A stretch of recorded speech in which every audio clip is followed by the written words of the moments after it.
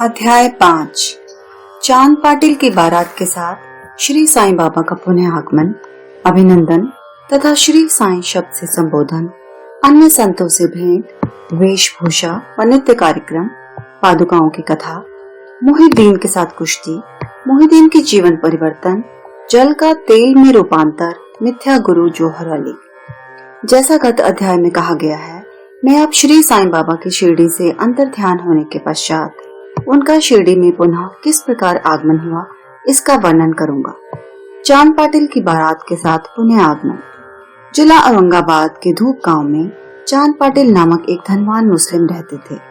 जब वे औरंगाबाद को जा रहे थे तो मार्ग में उनकी घोड़ी खो गई। 2 मास तक उन्होंने उसकी खोज में घोर परिश्रम किया, परंतु उसका कहीं पता न चल सका। अंत में वे निराश होकर उसकी जीन को पीठ पर लटकाए औरंगाबाद को लौट रहे थे। तब लगभग 14 मील चलने के पश्चात उन्होंने एक आम वृक्ष के नीचे एक फकीर को चिलम तैयार करते देखा, जिसके सिर पर एक टोपी, तन पर कफनी और पास में एक सटका था। फकीर के बुलाने पर चांद पाटिल उनके पास पहुंचे। जीन देखते ही फकीर ने पूछा, यह जीन कैसी? चांद पाटिल ने निराशा के स्वर में कहा, क्या कहूँ, मेरी एक घोड़ी थी, वह खो गई है और यह उसी की जीन है। फकीर बोले, थोड़ा नाले की ओर भी तो ढूंढो।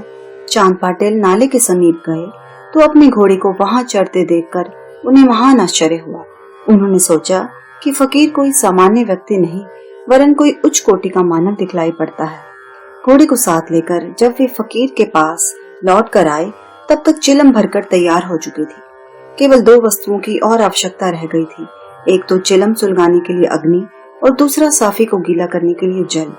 फकीर ने अपना चिमटा भूमि में घुसेड़कर ऊपर खींचा तो उसके साथ ही एक प्रज्वलित अंगार बाहर निकला और वह अंगार चिलम पर रखा गया।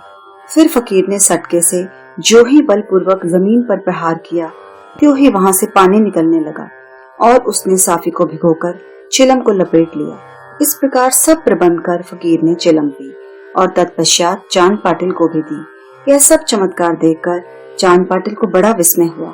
चांद पाटिल ने फकीर से अपने घर चलने का आग्रह किया। दूसरे दिन चांद पाटिल के साथ फकीर उनके घर चला गया और वहां कुछ समय तक रहा। पाटिल धूप गांव का अधिकारी था। उसके घर पर अपने साले के लड़के का विवाह होने वाला था और बारात शिरडी को जाने वाली थी। इसीलिए चांद पाटिल शिरडी को प्रस्थान करने का पूर्ण प्रबंध करने लगा। फकीर भी बारात के साथ ही गया।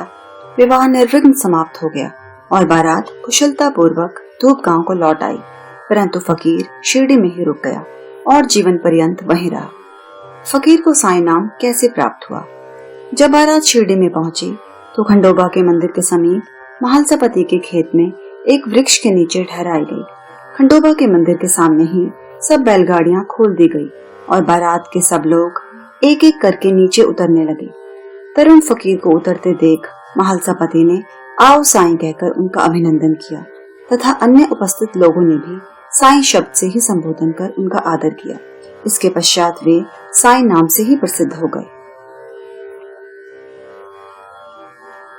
अन्य संतों से संपर्क।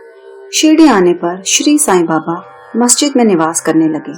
बाबा के शिरडी में आने के पूर्व देवीदास नाम के एक संत अनेक वर्षों से वहां रहते थे।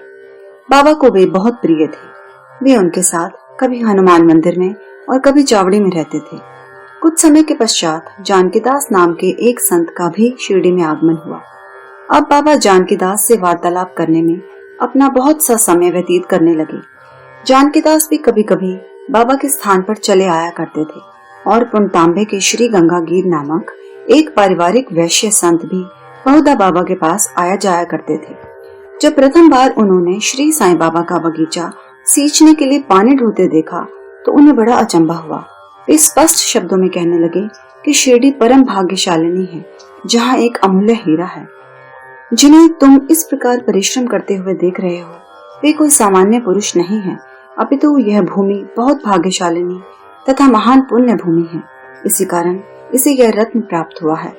इसी प्रकार श्री अक्कलकोट महाराज के एक प्रसिद्ध शिष्य संत आनंदनाथ, जो कुछ शिरडी निवासियों के साथ शिरडी पधारे, उन्होंने भी स्पष्ट कहा कि यद्यपि ब्रह्म दृष्टि से ये साधारण व्यक्ति जैसे प्रतीत होते हैं, परंतु ये सचमुच असाधारण व्यक्ति हैं।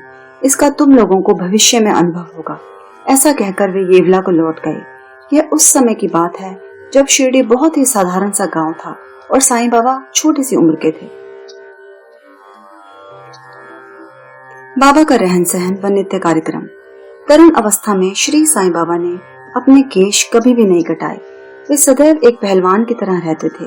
जब वे राहता जाते तो वहां से गेंदा, जाई और जूही के पौधे मोल ले आया करते थे। वे उन्हें स्वच्छ करके उत्तम भूमि देकर लगा देते और स्वयं सींचते थे। वामन तात्या नाम के एक भक्त इन्हें नित्य प्रति 2 मिट्टी के घड़े दिया करते थे। इन घड़ों द्वारा बाबा स्वयं ही पौधों में पानी डाला करते थे।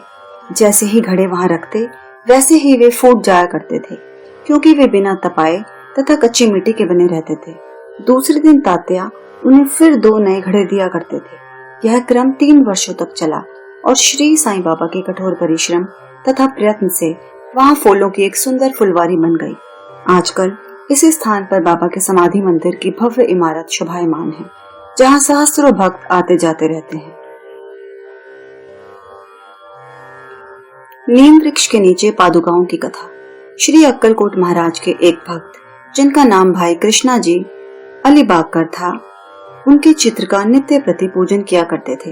एक समय उन्होंने अक्कलकोट जाकर महाराज के पादुकाओं का दर्शन एवं पूजन करने का निश्चय किया, परंतु प्रस्थान करने के पूर्व अक्कलकोट महाराज ने स्वप्न में दर्शन देकर कहा कि आजकल शिरडी ही मेरा विश्राम स्थल है और तुम वहीं जाकर मेरा पूजन करो। इसीलिए भाई ने अपने कार्यक्रम में परिवर्तन कर शिरडी आकर श्री साईं बाबा की पूजा की। वे आनंद पूर्वक शिरडी में 6 मास तक रहे और इस स्वप्न की स्मृति स्वरूप उन्होंने पादुकाएं बनवाई। शक संवत 1834 में श्रावण में शुभ दिन देखकर नीम वृक्ष के नीचे वे पादुकाएं स्थापित कर दी गई। दादा केलकर तथा उपासनी महाराज ने यथाविधि स्थापना उत्सव संपन्न किया। एक दीक्षित ब्राह्मण पूजन के लिए नियुक्त कर दिया गया और प्रबंध का कार्य एक भक्त सगुन मेरू नायक को सौंपा गया। कथा का पूर्ण विवरण ठाणे के सेवानिवृत्त मामलदार श्री बी वही देव, जो श्री साईं बाबा के एक परम भक्त थे, उन्होंने सगुन मेरू नायक और गोविंद कमलाकर दीक्षित से इस विषय में पूछताछ की। पादुकाओं का पूर्ण विवरण श्री साईं लीला भाग 11 संख्या 1 पृष्ठ 25 पे प्रकाशित हुआ है, जो निम्नलिखित है। सन 1912 में बंबई के एक भक्त डॉक्टर रामराव कोठारे बाबा के दर्शनार्थ शिरडी आए। उनका कंपाउंडर और उनके एक मित्र भाई कृष्ण जी अलीबागकर भी उनके साथ में थे। कंपाउंडर और भाई के सगुन मेरू नायक तथा जी के दीक्षित से घनिष्ठ दोस्ती हो गई। अन्य विषयों पर चर्चा करते समय इन लोगों को विचार आया कि श्री साईं बाबा के शिरडी में प्रथम आगमन तथा पवित्र नीम वृक्ष के नीचे निवास करने की ऐतिहासिक स्मृति के उपलक्ष्य में क्यों न पादुकाएं स्थापित की जाएं। जब पादुकाओं के निर्माण पर विचार विमर्श होने लगा, तब भाई के मित्र कंपाउंडर ने कहा कि यदि यह बात मेरे स्वामी कोठारे को विदित हो जाए तो वे इस कार्य के निमित्त अति सुंदर पादुकाएं बनवा देंगे। उन्होंने शिरडी आकर पादुकाओं की रूपरेखा बनाई तथा इस विषय में उपासनी महाराज से भी खंडोबा के मंदिर में भेंट की। उपासनी महाराज ने उसमें बहुत सुधार किए और कमल फूल आदि खींच दिए तथा नीचे लिखा श्लोक भी रचा, जो नीम वृक्ष के महात्माएं व बाबा की योग शक्ति का घोतक था, जो इस प्रकार है। सदा निम्ब वृक्षस्य मूलाधिवासात् सुधा स्राविणम तिक्तमप्य प्रियमतम तरुकल्प वृक्षाधिकम साधयंतम नमामि शरम सद्गुरुम साईनाथम। अर्थात मैं भगवान साईनाथ को नमन करता हूँ, जिनका सानिध्य पाकर नीम वृक्ष कटु तथा अप्रिय होते हुए भी अमृत वर्षा करता था। इसमें अनेक व्याधियों से मुक्ति देने के गुण होने के कारण इसे कल्प वृक्ष से भी श्रेष्ठ कहा गया है। उपासनी महाराज का विचार सर्वमान्य हुआ और कार्य रूप में भी परिणत हुआ। पादुकाएं बंबई में तैयार कराई गई और कंपाउंडर के हाथों शिरडी भेज दी गई। बाबा की आज्ञानुसार इसकी स्थापना श्रावण की पूर्णिमा के दिन की गई। इस दिन प्रातःकाल 11 बजे जी के दीक्षित उन्हें अपने मस्तक पर धारण कर खंडोबा के मंदिर से समारोह और धूमधाम के साथ द्वारका माई में लाए। बाबा ने पादुकाएं स्पर्श कर कहा कि ये भगवान के श्री चरण हैं, इनकी नीम वृक्ष के नीचे स्थापना कर दो। इसके एक दिन पूर्व ही बंबई के एक पारसी भक्त पास्ता शेठ ने 25 रुपयों का मनी ऑर्डर भेजा। बाबा ने ये रुपए पादुकाओं की स्थापना के निमित्त दे दिए। स्थापना में कुल 100 रुपए व्यय हुए, जिनमें 75 रुपए चंदा द्वारा एकत्रित हुए। प्रथम 5 वर्षों तक डॉक्टर कोठारे दीपक के निमित्त 2 रुपए मासिक भेजते रहे। उन्होंने पादुकाओं के चारों ओर लगाने के लिए लोहे की छड़ें भी भेजी। स्टेशन से छड़ें ढोने और छप्पर बनाने का खर्च 7 रुपए 8 आने सगुन मेरू नायक ने दिए। आजकल जागड़ी पूजन करते हैं और सगुन मेरू नायक निवेद्य अर्पण करते तथा संध्या को दीपक जलाते हैं। भाई कृष्णा जी पहले अक्कलकोट महाराज के शिष्य थे।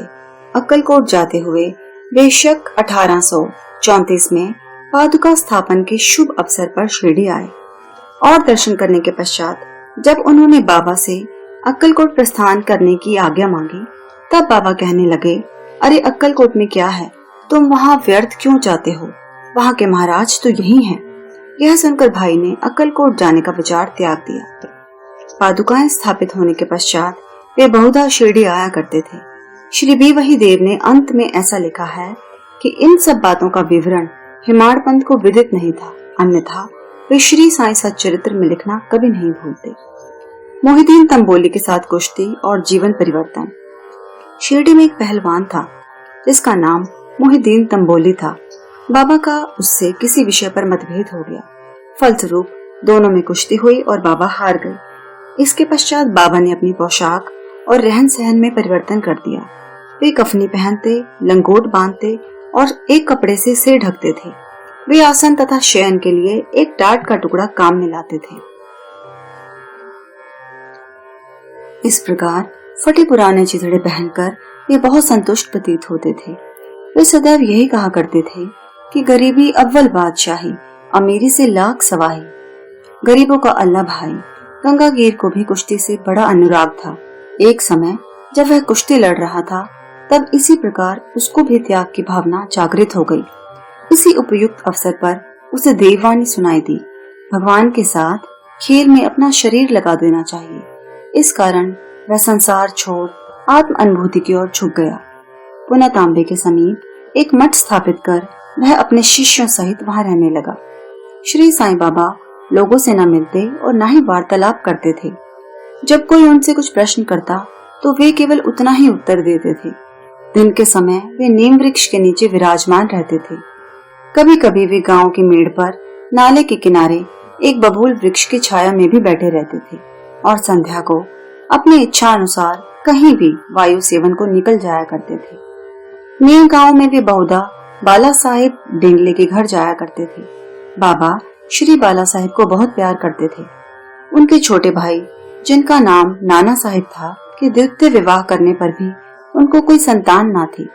बाला साहिब ने नाना साहिब को श्री साईं बाबा के दर्शनार्थ शिरडी भेजा। कुछ समय पश्चात उनकी श्री कृपा से नाना साहिब के यहाँ एक पुत्र रत्न हुआ। इसी समय से बाबा के दर्शनार्थ लोगों का अधिक संख्या में आना प्रारंभ हो गया और उनकी कीर्ति दूर दूर तक फैलने लगी। अहमदनगर में भी उनकी अधिक प्रसिद्धि हो गई। तभी से नाना साहिब चांदौरकर, केशव चिदम्बर तथा अन्य कई भक्तों का शिरडी में आगमन होने लगा। बाबा दिन भर अपने भक्तों से घिरे रहते और रात्रि में जीर्ण शीर्ण मस्जिद में शयन करते थे। इस समय बाबा के पास कुल सामग्री चिलम, तंबाकू, एक तमरेल, एक लंबी कफनी, सिर के चारों ओर लपेटने का कपड़ा, एक सटका था जिसे वे सदा अपने पास रखते थे। सिर पर सफेद कपड़े का एक टुकड़ा वे सदा इस प्रकार बांधते थे कि उसका एक छोर बाएं कान पर से पीठ पर गिरता हुआ ऐसा प्रतीत होता था मानो बालों का जोड़ा हो। हफ्तों तक वे इन्हें स्वच्छ नहीं करते थे। पैर में कोई जूता या चप्पल भी नहीं पहनते थे। केवल एक टाट का टुकड़ा ही अधिकांश दिन में उनके आसन का काम देता था। वे एक कोपेन धारण करते और सर्दी से बचने के लिए दक्षिण मुख हो धूनी तपते थे। वे धूनी में लकड़ी के टुकड़े डाला करते थे तथा अपना अहम, इच्छाओं और समस्त विषय आसक्तियों की उसमें आहुति दिया करते थे। वे अल्लाह मालिक का सदा उच्चारण किया करते थे। जिस मस्जिद में वे पधारे थे उसमें केवल 2 कमरों के बराबर लंबी जगह थी और यहीं सब भक्त उनके दर्शन करते थे। 1912 के पश्चात कुछ परिवर्तन हुआ। पुरानी मस्जिद का जीर्णोद्धार हो गया और उसमें एक फर्श भी बनाया गया। मस्जिद में निवास करने के पूर्व बाबा दीर्घकाल तक तकिया में रहे। वे पैरों में घुंघरू बांधकर प्रेम विफल हो सुंदर नृत्य व गायन भी करते थे।